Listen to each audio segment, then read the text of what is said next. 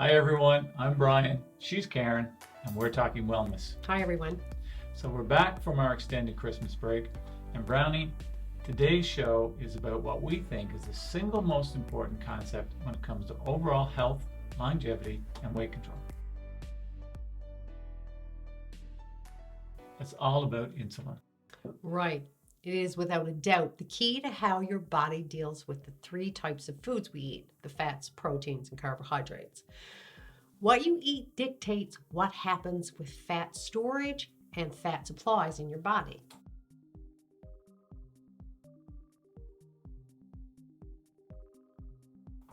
This will also determine whether you're to stay healthy, become obese, or even become a diabetic.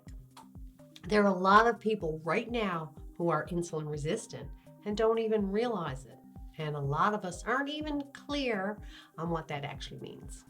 So we're going to cover how insulin deals with fats, proteins, and carbs, but also what insulin is, how it works, what the health risks are with too much insulin, and finally, how to decrease insulin production.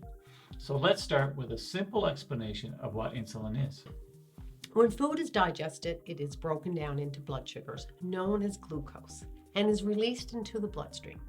Sugar is a source of energy, and it can only be used by our cells when insulin, that's secreted by the pancreas, picks it up for distribution to our muscles, liver, and brain. Insulin does a great job with distributing glucose to the cells when the amount of sugar is manageable. But did you know that if there's too much sugar in the bloodstream at once, that your cells may refuse delivery, saying, "We have enough"? And guess what? Insulin is going to dump this into your fat cells. So this is a key point. Think of insulin as the fat storing hormone. If there's too much sugar in the blood at any one time, then there's too much insulin produced. And if there is too much insulin, then sugar keeps getting stored as fat. So you can see how this leads to weight gain, obesity, and diabetes. Too much sugar and insulin happening on a continuous basis will lead to cells forming a new habit of rejecting that insulin. This is commonly known as insulin resistance. When you become insulin resistant, you are in fact pre-diabetic. Let's recap. A slow, controlled release of sugar into the bloodstream will not trigger an aggressive insulin response. But when you eat a simple carb or refined food, it breaks down really quickly and it literally pours into your bloodstream. Well, the pancreas sees that as an emergency. Kind of freaks out and starts releasing all this fat-storing insulin into your bloodstream.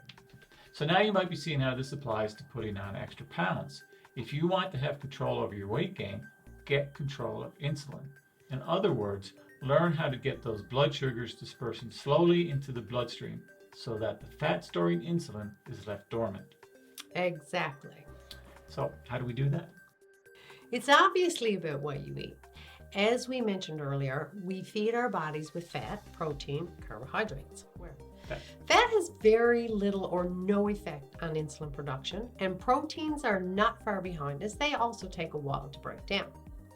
That leaves carbs as the potential culprit. Well, at least some of them. And carbs certainly have been demonized as bad for us, but that really isn't true. I mean, we have to eat carbs. We can't live on fats and proteins alone. So you need to understand some basic differences in the carbs we eat. Right again. In fact, carbohydrates are the most important thing you can eat for weight loss. What? That's true. Here's the thing. All plant-based foods are carbohydrates. What we are talking about are the good carbs, the carbs absorbed slowly, the ones that don't suddenly spike your blood sugar.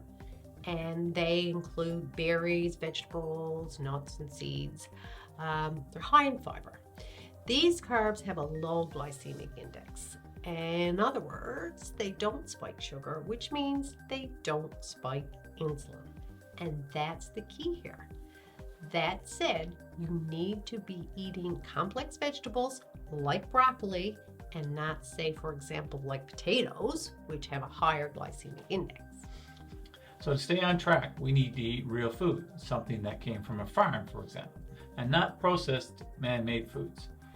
So when you look at your dinner plate, it could consist of about 75% of these non-starchy vegetables and some low glycemic fruit like berries, and that's okay. And then the rest of it would be good quality fat and proteins to balance out your diet. All the veggies you want. Just stay away from the bad carbs like processed foods. And it may surprise some people that the foods I'm going to mention now are high in sugar and should be avoided. I'm talking about pasta, bread, rice, and grain. Ooh, that's going to make a lot of people unhappy. Sad, but true. Humans were never meant to have an abundant supply of sugars and simple carbs in our daily diet. So, sum it all up for us. When we are continuously eating foods that break down quickly, we are creating a continuous and damaging cycle of the overproduction of insulin. This results in weight gain, carb cravings, and systemic inflammation, which is another huge deal that we're going to be talking about in another episode. So, there you have it.